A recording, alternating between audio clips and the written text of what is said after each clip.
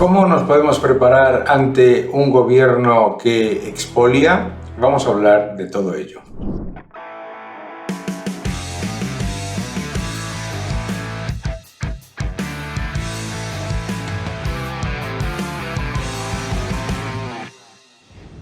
Hola a todos y bienvenidos a mi canal. Muchas gracias por seguirme. Muchas gracias también, por favor, suscribíos y dejad un comentario más abajo y dadle un like. Siempre es bienvenido. Muchas gracias a todos. ¿Nos va a salvar el gobierno de nuestros problemas? Ningún gobierno da nada que no detraiga de otra manera. Es decir, todo lo que el gobierno te dice que es gratis, lo pagas. ¿Lo pagas en qué? En mayores impuestos, mayor inflación o peor empleo, peor crecimiento. El gobierno no es nada más que un administrador de recursos relativamente escasos y por lo tanto, cuando se presenta como una especie de rey mago que lo concede todo, en realidad lo único que está haciendo es ponerte una trampa para que te creas que la solución es entregar más de tu libertad a cambio de unos supuestos favores que no te da. El gran éxito del socialismo es, como bien se ha dicho en tantas ocasiones, engañar al ratón que no entiende por qué el queso es gratis. Claro, al decirte que te van a dar muchas cosas, ¿qué es lo que está ocurriendo?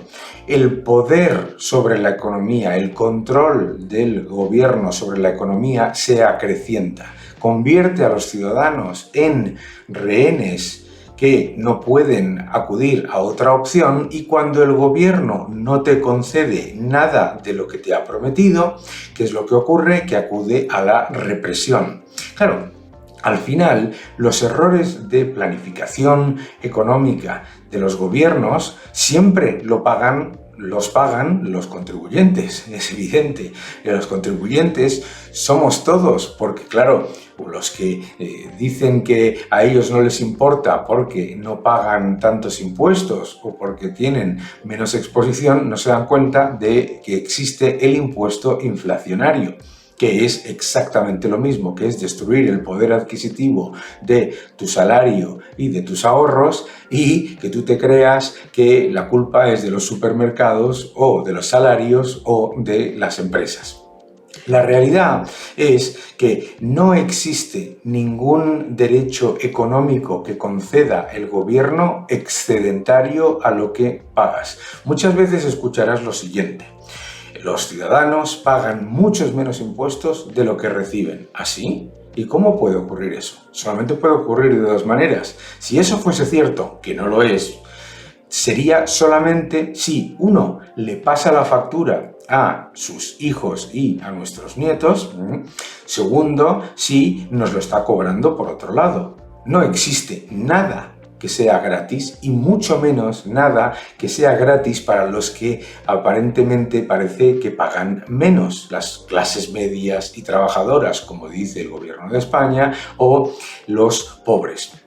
Por eso a la inflación se le llama el impuesto de los pobres y por eso los ciudadanos que salen más perjudicados de las políticas aparentemente sociales en las que el gobierno dice que te lo da todo son precisamente los más pobres y las clases medias y los trabajadores, por una sencilla razón.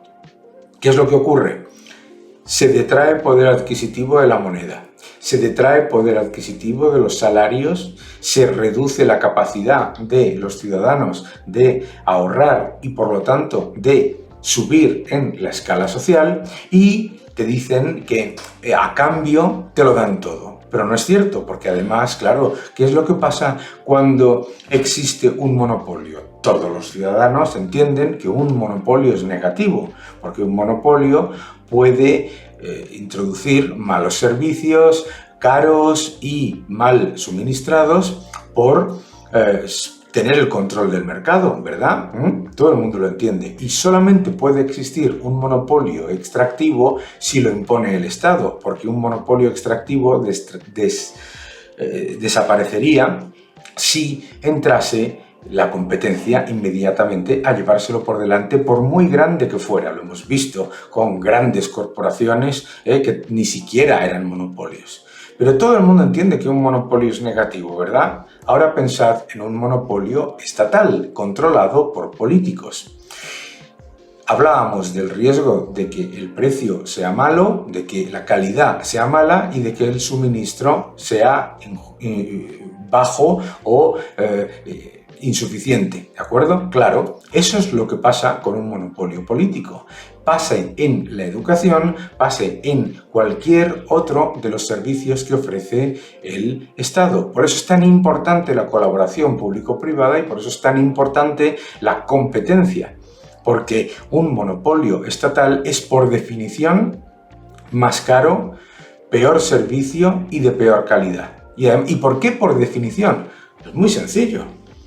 Cuando el Estado controla un servicio completa y absolutamente, como ha ocurrido con Correos, es la evidencia empírica, primero hace una cosa, sube masivamente las tarifas. Segundo, aumenta masivamente los gastos y genera unas gigantescas pérdidas que cubrimos todos los ciudadanos con nuestros impuestos. Ojo, esas pérdidas no desaparecen en el limbo de los justos.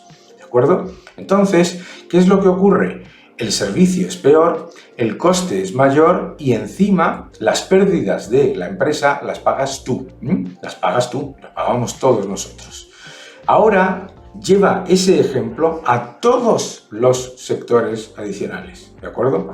Por eso tenéis que entender algo muy sencillo, lo podemos entender cualquiera.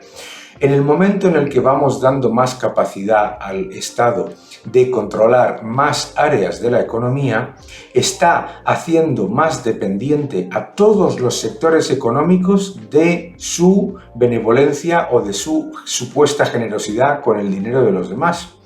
Y al convertir al Estado en el que controla más parcelas de la economía, lo que ocurre también es que cuando los ciudadanos ven que el servicio es malo, el coste es malo y la calidad es mala, acude a la represión, es decir, a la propaganda, al engaño, al ataque fiscal y, por supuesto, a la penalización incluso a los ciudadanos por quejarse.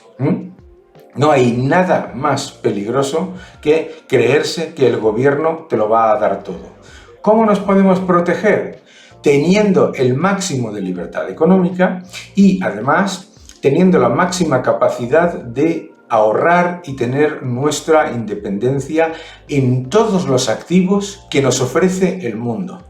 La enorme maravilla que tiene ahora mismo la tecnología y la libertad de capitales es que nos permite movernos por todo el mundo y en todos los lugares del planeta sin depender de un gobierno y el constructo nacional generado por esa decisión política de poner unas fronteras. La maravilla de la tecnología y la maravilla de la libertad económica y del movimiento libre de capitales es precisamente que te permite eliminar todos esos factores que llevan a un Estado a convertirse en un leviatán totalitario.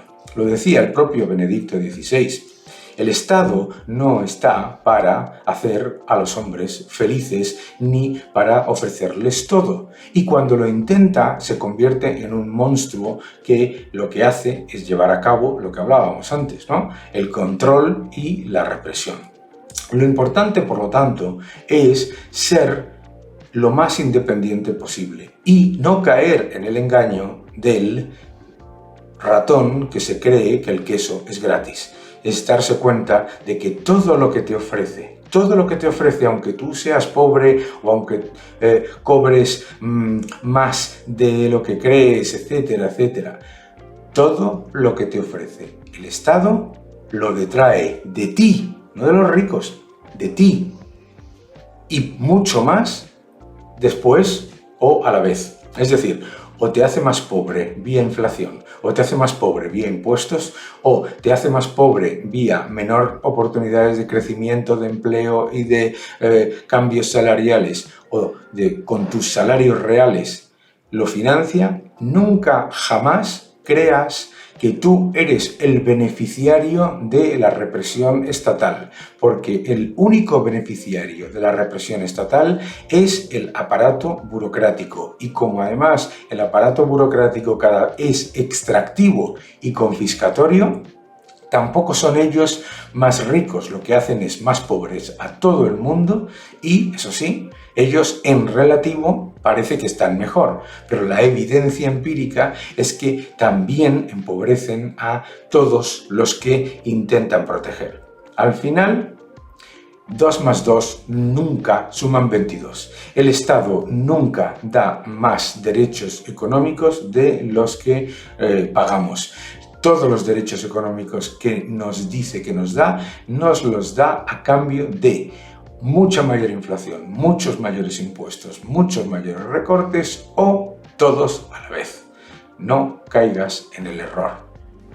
Sigue defendiendo la libertad.